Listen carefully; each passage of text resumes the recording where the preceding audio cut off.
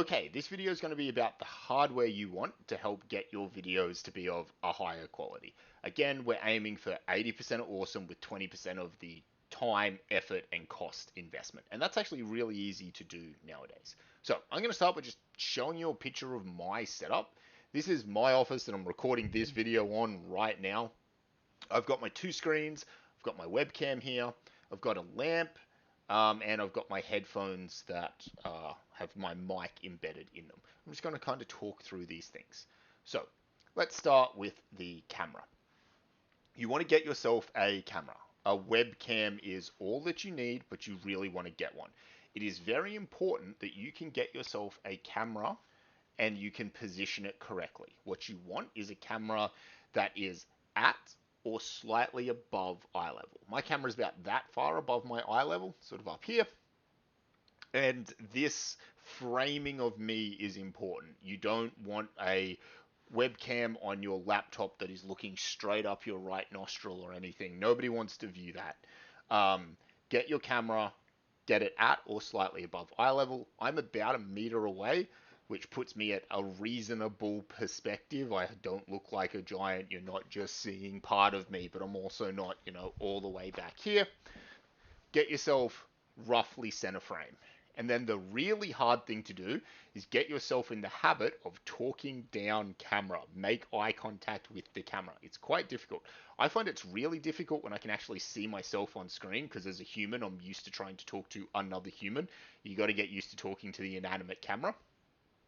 But that's what you want. This does not need to be expensive at all. So go to Officeworks. You can go to other places, but just to show the accessibility of this. Officeworks webcam, $27. That was the camera I started with originally. And if you're going to make videos like this, where you exist in a little box in a corner, 27p camera is all you will ever need. 27 bucks is all you'll ever have to spend. A 720p camera, I meant to say, for $27 is all you will ever need. I switched to a slightly better, bit more expensive camera when I started wanting to do these full screen videos. I wanted that extra little bit of quality, but that's sort of all you need. And these aren't even that expensive. 70 bucks you can get an HD camera for. You can, sure, go and get an SLR camera with a lens and you can put yourself perfectly in focus with a million 4K pixels and you can put yourself in focus and gently blur the background for an absolutely premium quality scene. And yeah, it's better. It's marginally better for a lot of work though. So just get yourself a webcam, get it placed in the right spot. It's important. Now, next thing about how we look on our camera is going to be determined by our lighting. So I might just flick back to here. It's worth pointing out in this particular setup that I have currently got a desk lamp in front of me. I've got a little bit of natural light coming through the blinds on the side. On my other side is actually some built-in wardrobes with a big mirror, and they help my lighting out quite a lot. And my lights above as well. So I'm going to take you through what some different lighting setups can look like here. So I'm just going to kill all of my other lights first, and we're going to start with natural light.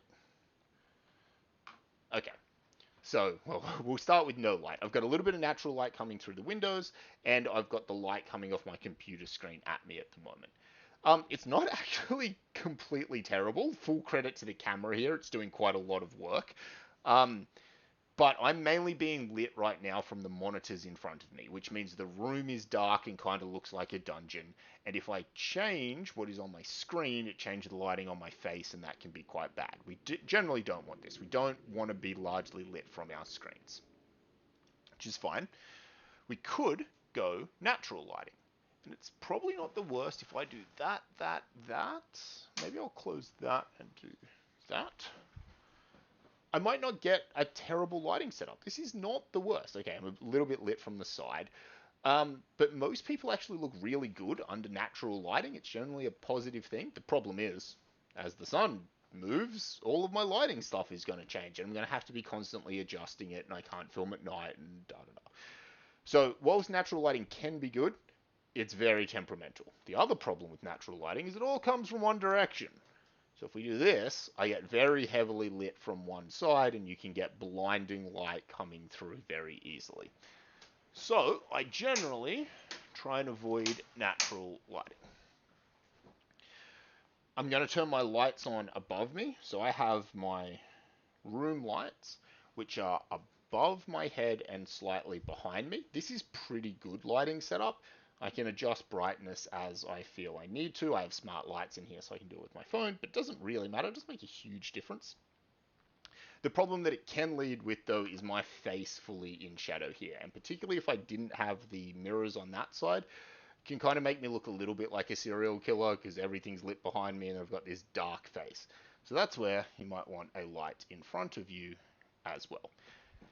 What you want essentially is to be lit from several different angles. So I've got lighting above me, lighting in front of me, reflections coming from that side, and right now I'm getting a little bit of natural light through the windows as well, although that's not super useful to me at this stage. So that's roughly what you're aiming for. Light from several sources. Now, you might not have the big mirrors or whatever, but that's fine. You can get lights super cheap. Here. So you can get these light stands and you can change their color and set their warmth and their temperature to stop yourself looking washed out and all that kind of stuff for 25 bucks.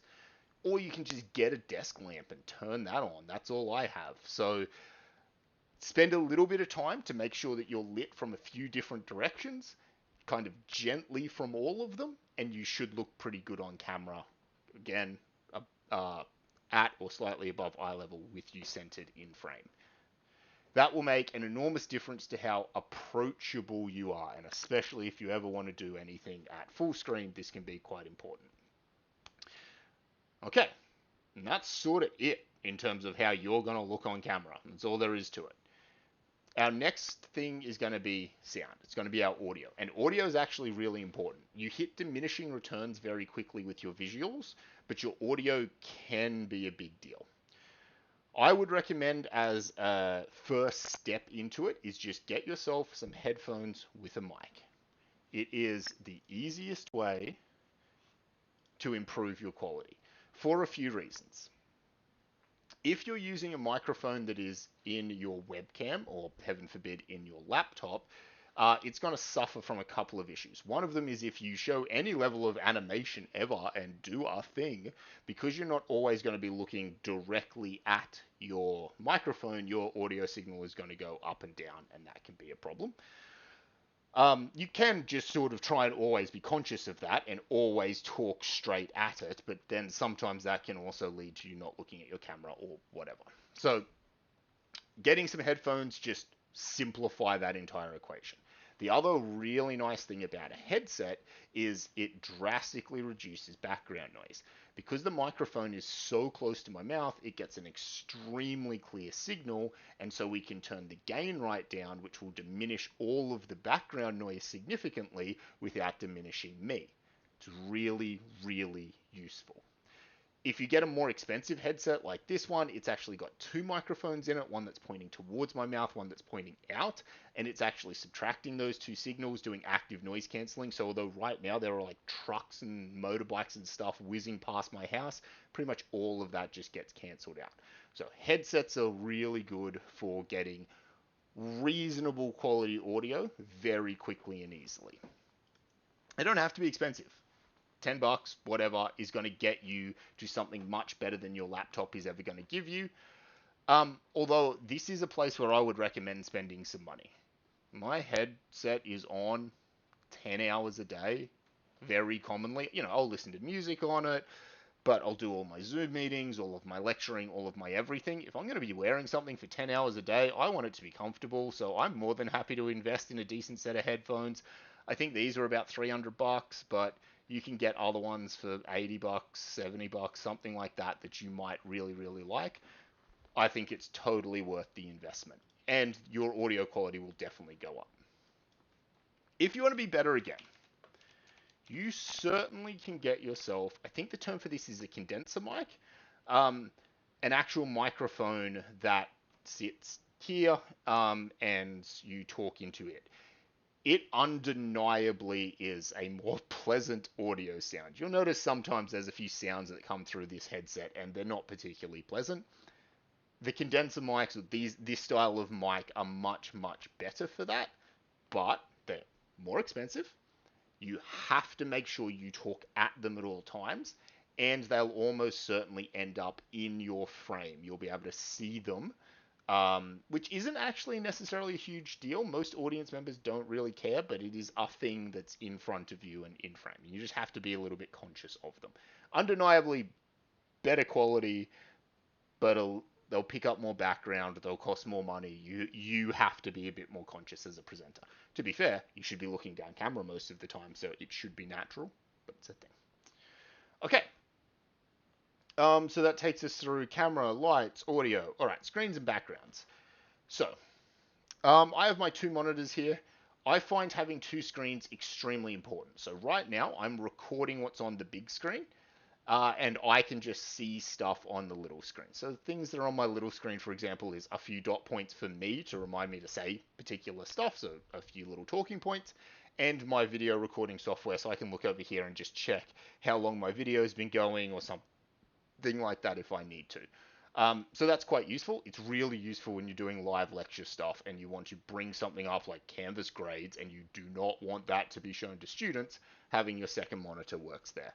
When I started, actually went for a full second computer. So that's why I threw my laptop into this. I never used to use a second monitor. I used to have my laptop set up completely separately because I was that scared that I was going to one day put the wrong thing on stream and it would be out there forever, on a live Zoom call or whatever. So I would keep my laptop there as a secondary thing. It's redundant. I don't bother with it anymore, but it's certainly a thing that you could do if you didn't have two screens or you had some stuff that was genuinely sensitive. So two screens are quite good for a whole bunch of reasons for that. Then it is just background. So this is not something that everybody has control over anyway, but if you do, it is worth thinking a little bit about what else is in your shot. Obviously, some concerns for me with background is things like lighting could be an issue. It's horrible in my office, particularly in the morning. There's no way to block the natural light out. It's blindingly bright. It's awful. It's one of the main reasons I refuse to film in my office. So I do it at home because I have that control. Okay. I also, as you can probably see, have a bunch of stuff in the background of my image, and that's not necessarily the worst thing. It can be an issue. You obviously have to be aware of what is in your background image because everybody's going to see it, but there's nothing wrong with having some things in frame that make you be a human being with interests and stuff like that. That's fine. I maybe have a little bit much, and maybe I should take some of this stuff out or move some things around in my frame so it's a little less cluttered, but I at least do have a big empty space as well. So don't feel that you absolutely cannot have, you need pristine white walls or a filming studio. It doesn't matter if you have a bookshelf in your background. It's fine. Students don't care. In fact, they engage with you more as a human being than anything else. A big bit of blank space is really useful if you want to. I'm just going to switch scenes here real quickly. And I'm going to show you how to do this in the next video with some of the software, but there are things that you can do where you can just make stuff appear and pictures and things disappear and do whatever you want. If you want to do this type of stuff, obviously having a blank part of your background is quite useful. Cool. So hopefully that covers all of the physical bits of a setup that are important to get you from where you are to somewhere better than most of your competition. We're, as I say, doing 80-20 stuff here. Cool. All right, so the next video will do the software parts of this. Done.